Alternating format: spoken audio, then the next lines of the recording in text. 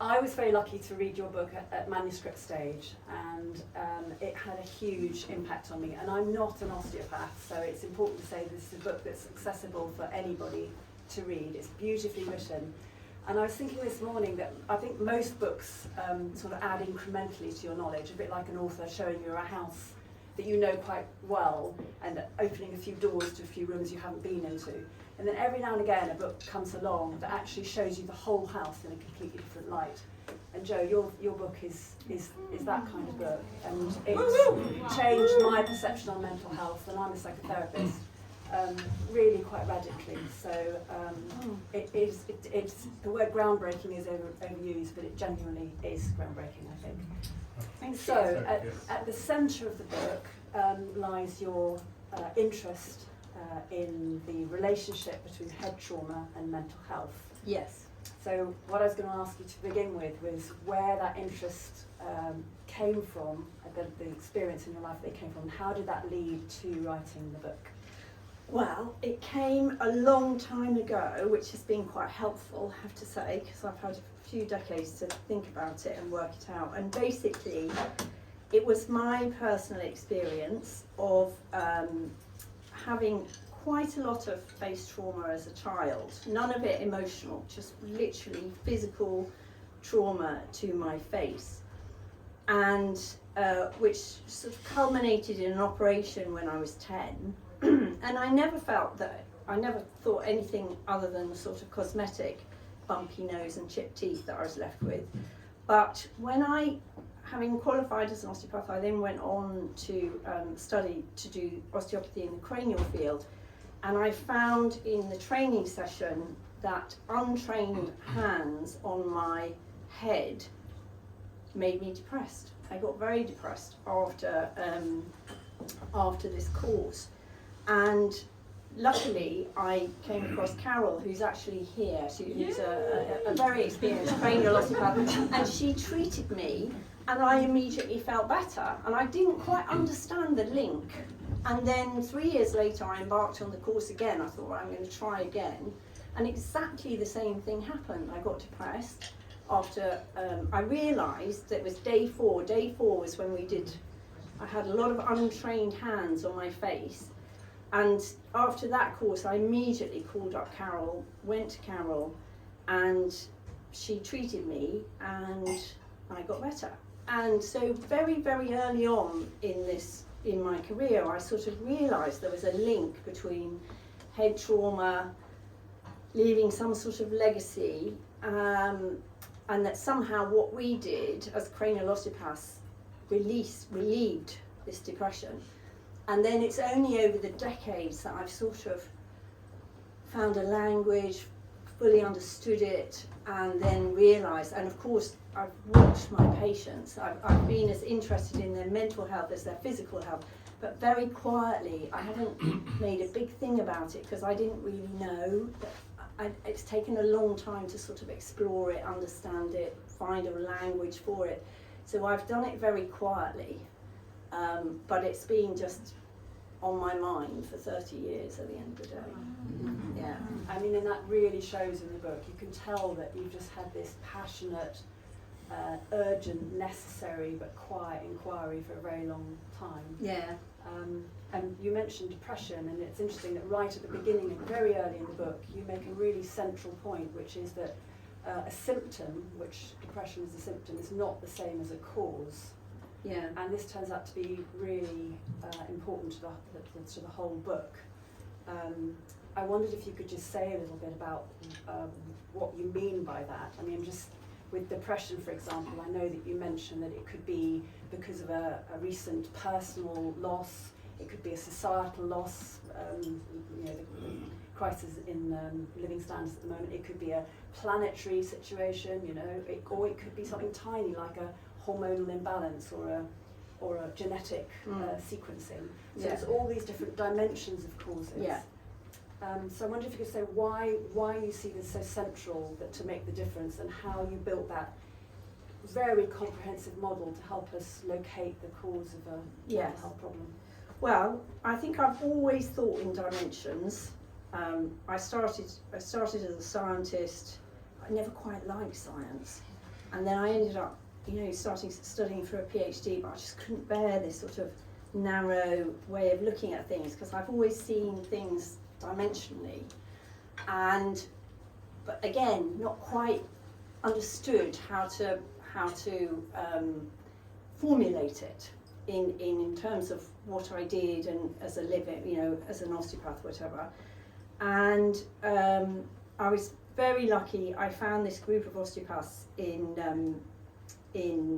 Belgium, real heretics actually, and I went and studied under them for 6 years, and we studied biological complexity, and we studied this by studying evolution and embryology, and what you start to understand is this chronology of dimensions, right from sort of, if you look at biological systems, you've got biomolecular, then you've got cellular, then you've got multicellular, then you've got a whole organ, then you've got the individual, then you've got society.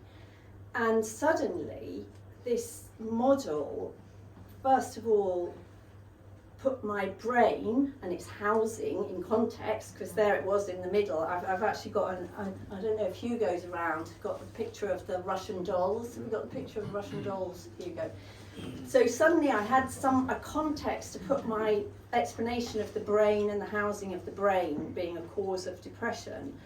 But then I also came up with this model of how you, what I think, very arrogantly, is a much better way of looking at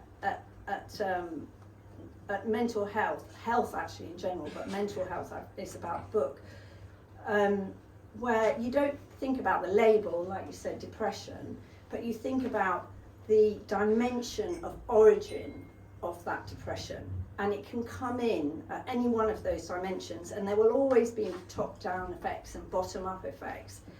But if you understand the dimension of origin, suddenly it's very obvious where to direct that patient for treatment. So in my particular case, I like seeing people who have mood disorders, who've had head trauma. Otherwise, they're not for me. It might be a psychiatrist. Yeah, that'd be for you, exactly. That'd be for you. Or, yeah, exactly. So that's where my dimensional origin, and I have to thank Belgium for that. I've always thought like that, but then they gave it structure and they gave me pegs to hang my ideas on, and that's where, yeah. Brilliant. And I have to say, as a result of this incredible model that's in the book, and it's beautiful, it's not something that's inaccessible, it's a really beautiful model.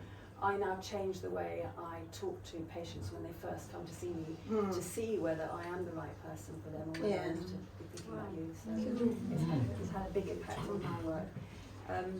So we now know that there are all these different dimensions of origins, as you say, and many of them have been very well documented by psychiatrists, psychologists, neuroscientists. But your book focuses on a sort of missing link, or a dimension in a way that's been almost entirely overlooked.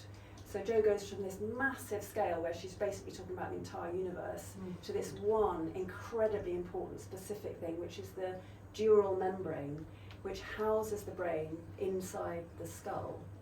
So I wondered if you could say a little bit about this dura mater and why it matters so much. Okay. All right, well, first of all, if you hit your head, the first thing that takes the impact is the skull, which is a living structure. It's not an inert structure. And then underneath the skull is this dural membrane system. And the dural membrane system is like a tadpole so you've got the head of the tadpole, which is the bag the brain sits in, and then you've got the tail of the tadpole, which is the bag the spinal cord sits in.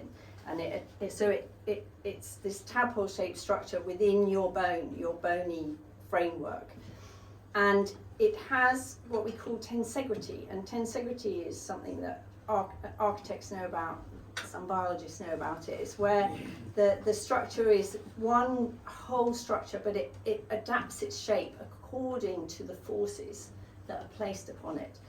And so what I talk about is, first of all, the skull is not a fixed and solid structure. It's 22 individual bones that sit together like a three-dimensional jigsaw puzzle. And those bones have a positional relationship. And if that positional relationship is disturbed, the dural membrane system reacts. It's attached on the inside and it reacts and it changes its shape. Again, we've got some diagrams around. And it's quite often it will spring back because it has tensegrity, and that's the point of tensegrity, it springs back. But if the force is too great, the change in positional relationship is too much, that it can get stuck in an awkward shape, and then you've got abnormal housing of the brain. And again, going back to Belgium, is we look at systems and environments, and if an environment of a system is disturbed, then the behaviour of that system is also disturbed. So all these impacts that we talk about, head trauma, many different forms, but obviously the one that they talk about a lot at the moment is the sportsmen and women, is that every impact has an impact on that dural membrane system, and if it's too strong an impact or too repetitive, that dural membrane system just doesn't have a chance to spring back.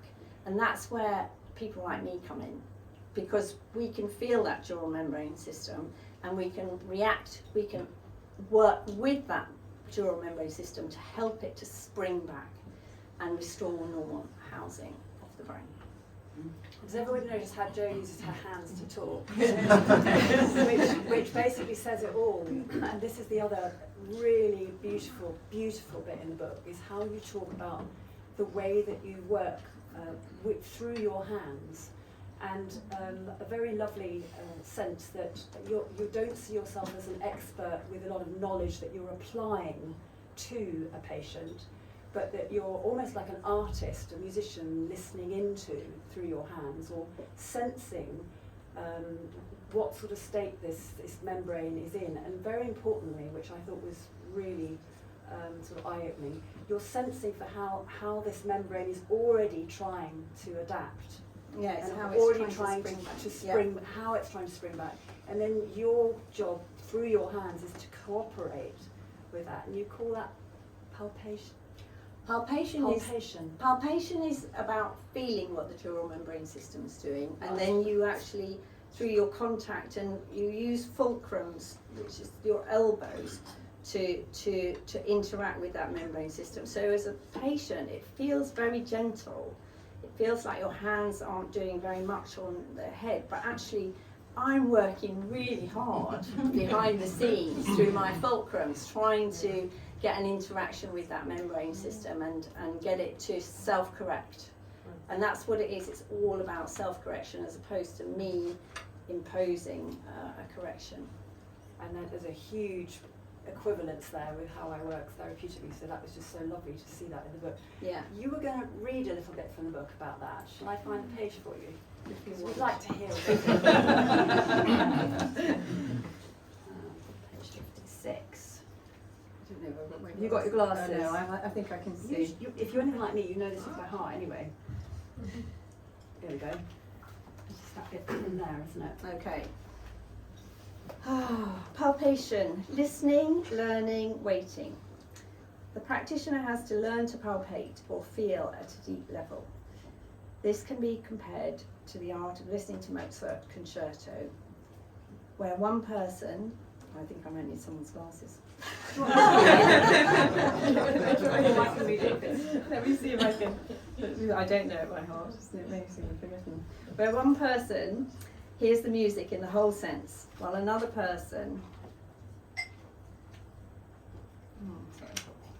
listens just to the violin or the wind section. Someone else may pay attention to the bass notes, others pay attention to the tempo and the range of volumes. They will hear different things depending on what they are listening to. The subtleties of palpating can be compared to the subtleties of listening. All the different aspects one can palpate reflect the many different aspects of a complex system, and the human body is an extremely complex system. Lovely. I love that analogy with a Mozart symphony. That made all the sense. So,